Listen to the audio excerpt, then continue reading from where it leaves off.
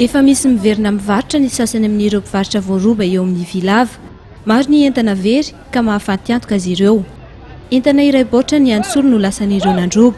Petaka ambedrabe amin'ny asanay mihitsy zany zavatra tsy tamin'ny satria na zay moka entana raha ohatra malaina be satria le entana aloha avoaka zany darara mihitsy. Rehefa izao anisany manao midrabola anisan'ireny zao zay ahoana ny tetika ny tepaika ato hoe ahoana ny ahafahana mamerina an'izay vola zay.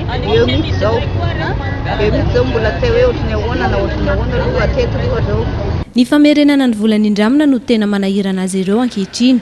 Tsy misy intsony ny entana atao antoka fa indrindra ny entana varotra hitadiavam-bola. Fikambanana eto Vilava zany efa nanao zay azo atao hoe nametraka fitoriana, nanao déclaration de vol de mba miangavy an'ireo mpitondra fanjakana zany mba handray andraikitra koa amin'le zavatra ivery satria be tabenga ny olona eto Vilava tsy manam-bola ampiasaina fa mandeha mitrosa vola amin'ireny le mpampitrosa vola microfinance sy ny sisa de nefa ny reny orinasa reny tsy te halala hoe very ny entanao na hoe nisy nandroba ianao.